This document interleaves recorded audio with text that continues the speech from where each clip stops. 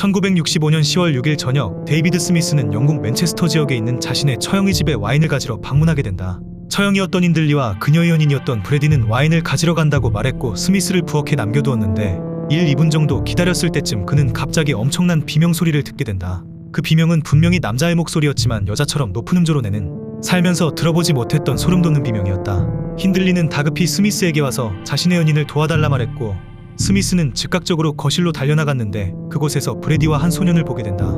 그 소년은 머리와 어깨를 소파에 댄 채 기대 있었고 다리는 바닥에 내려놓은 자세로 여전히 비명을 지르고 있었다. 소년의 몸에 올라타 있던 브래디는 손에 도끼를 들고 있었고 그는 도끼로 소년의 왼쪽 머리 부위를 내리쳤다. 소년의 숨이 끊어지지 않자 전기선을 이용해 목을 졸랐고 머지않아 소년의 숨이 끊어졌다. 모든 상황을 목격한 스미스는 살기 위해 시신 처리를 돕기로 약속하며 그 집을 가까스로 벗어나 살아나왔고 자신의 부인에게 자신이 봤던 끔찍한 광경에 대해 얘기했다. 브래디와 힌들리가 목격자를 제거하기로 생각을 달리할 수도 있을 거라는 생각에 스미스는 칼과 드라이버로 무장한 채 공중전화 박스를 찾아가 신고했고 경찰에게 픽업되어 자신이 목격한 모든 상황들을 털어놓게 된다. 경찰이 브래디와 힌들리를 조사하기 시작하면서 이들의 살인 행각은 단발성 살인이 아닌 연쇄살인 사건이었다는 것이 드러나게 된다. 1938년생인 이안 브래디는 어릴 적부터 동물들을 학대하는 것을 즐겼다. 고양이를 산채로 불태우거나 들개를 죽이고 토끼의 머리를 자르는 등 여느 사이코패스 범죄자들처럼 인간성이 결여된 그 기질을 타고났다. 1959년 21살이 되어 화학유통회사의 사무직으로 근무를 시작하기 전까지 브래디는 절도와 밀수 등의 각종 범죄를 저질렀고 감옥을 드나들며 살았다. 브래디의 연인이었던 마이라 힌들리는 1942년생으로 브래디와 4살 차이였고 브래디와는 다르게 그를 만나기 전까진 가톨릭 신자로서 평범한 삶을 살았다. 어린 시절만큼은 불우했는데 군인 출신이었던 그녀의 아버지는 알코올 중독이었고 자주 아내와 자녀들에게 폭행을 휘두르곤 했다. 힌들리가 어렸을 적 한 번은 또래 친구와 싸우게 됐는데 일방적으로 상대를 폭행했었지만 아버지에게 혼인하기는커녕 칭찬을 받게 된다. 어릴 때부터 가정폭력이나 외부폭력에 수시로 노출되었던 그녀는 브래디를 만나면서부터 내재된 폭력성이 발현되었고 어린 시절부터 부모에게 사랑받지 못해 애정결핍 상태였던 힌들리는 사이코패스였던 브래디가 가스라이팅으로 컨트롤하기 쉬운 상태였을 것으로 보여지고 이 때문에 브래디가 주도한 범죄에 동조한 부분도 어느 정도 있을 거라는 전문가들의 의견이 있기도 했다.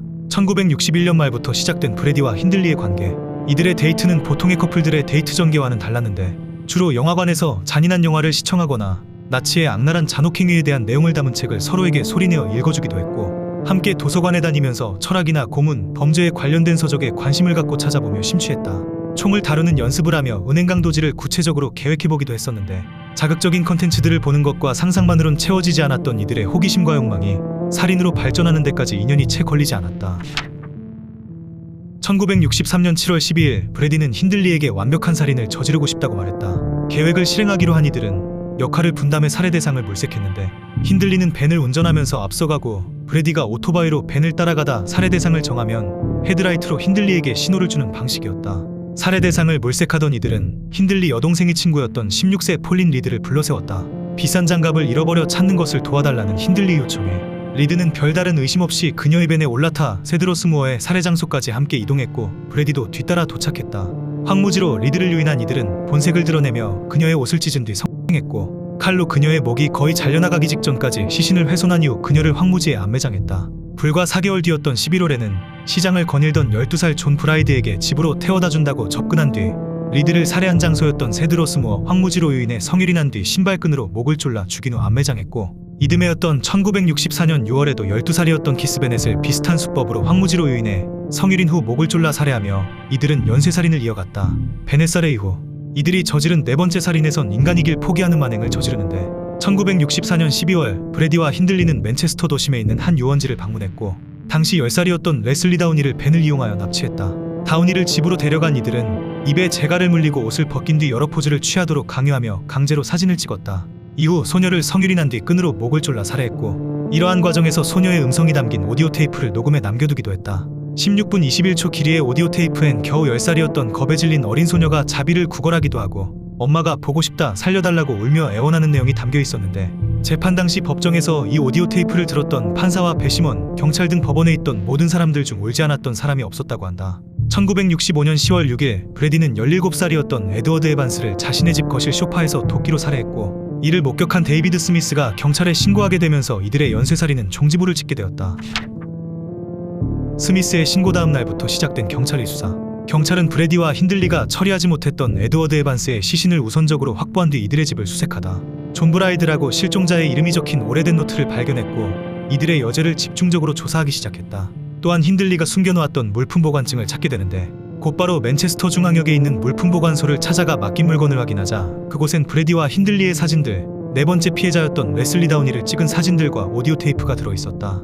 찾아낸 단서들과 탐문 수사 끝에 시신이 매장됐을 것으로 추정되는 세드러스무어 지역을 수색하다 일주일이 지난 10월 16일 다우니의 시신을 발견했고 닷새 후엔 시신이 발견된 곳 근처에서 심하게 부패된 존 브라이드의 시신 또한 발견되었다. 브래디와 힌들리의 첫 살인 사건인 폴린 리드 사건과 세 번째 살인인 키스벤의 사건은 이들의 유죄 판결 20년 뒤인 1985년 브래디의 자백으로 밝혀진 살인건들이었고 당시에는 시신이 발견된 세 건의 살인사건으로 재판을 받게 되었다. 1966년 4월 19일 영국 체스터 크라운 법정에서 14일간 벌어진 재판. 전 세계에서 이 재판을 취재하기 위해 기자들이 몰려들었고 이들은 군중들에게 살해당할 수도 있기에 특별히 제작된 방탄유리를 장착한 케이지에서 재판을 진행했다.